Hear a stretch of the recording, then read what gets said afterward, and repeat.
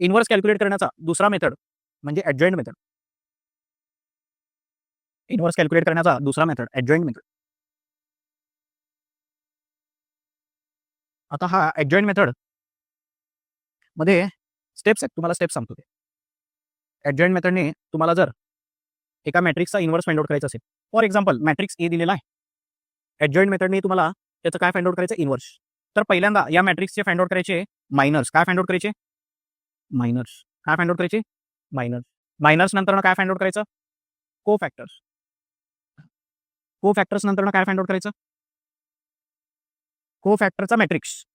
को फॅक्टरचा मॅट्रिक्समध्ये लिहायचं. को फॅक्टर जे मिळालेले आहेत त्याला एका मॅट्रिक्समध्ये लिहायचं, को फॅक्टर मॅट्रिक्स. ठीक आहे. आणि याला या मॅट्रिक्सचा जर ट्रान्सपोज घेतला तर काय मिळतो, ट्रान्सपोज घेतला, या मॅट्रिक्सचा जर ट्रान्सपोज घेतला तर काय मिळतो तुम्हाला, ॲडजॉइंट ऑफ ए. ॲडजॉइंट ऑफ ए वरनं ए इन्व्हर्स कसा मिळेल, फॉर्म्युला यूज करायचा. ए इन्व्हर्ससाठी फॉर्म्युला काय आहे, डिटर्मिनंट ऑफ ए इंटू, हे स्टेप्स आहेत. मॅट्रिक्स ए दिला असेल तर पहिल्यांदा मायनर्स फाइंड आउट करायचं. मायनर्स नंतर को फॅक्टर. को फॅक्टर नंतर को फॅक्टर मॅट्रिक्स, त्याचा ट्रान्सपोज घ्यायचा ॲडजॉइंट ए मिळेल. ॲडजॉइंट ऑफ ए मिळेल. ए बेटा एक एक्झाम्पल घेऊन दाखवतो तुम्हाला.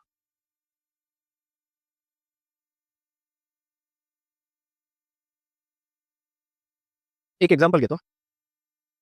फॉर एक्झाम्पल ए असा एक मॅट्रिक्स आहे.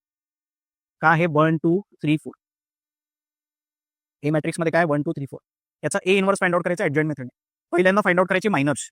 ए बेटा 4 एलिमेंट आहेत तर 4 मायनर्स असणार आहेत. किती मायनर्स असणार आहेत, 4 मायनर असणार आहे. पहिल्या एलिमेंटचा मायनर M11. ए बेटा हा मायनर कसा फाइंड आउट करायचा, first row first column, first row first column skip करायचं. उरलेला जो एलिमेंट आहे तो काय असणार आहे, मायनर असणार आहे. M12 हा मायनर कसा भेटेल, first row second column hide करायचं. काय मिळते आपल्याला, 3. त्याच्यानंतर 2 1. 2 1 कसा भेटेल, याचा मायनर कसा भेटेल, प्रत्येक एलिमेंटचा मायनर फाइंड आउट करायचा. याचा मायनर कसा फाइंड आउट करायचा, सेकंड रो फर्स्ट कॉलम, बरोबर का, सेकंड रो फर्स्ट कॉलम हे हाईड करायचं. हा एलिमेंट जिथे आहे तो रो आणि तो कॉलम, तो एलिमेंट जिथे आहे त्या एलिमेंटचा रो आणि त्या एलिमेंटचा कॉलम हाईड करायचा. आणि उरलेला जो एलिमेंट आहे तो काय असतो, मायनर असणार. M22. ए बेटा काय असणार आहे, M22 हा रो हा कॉलम हाईड करायचा. काय मिळतो, 1.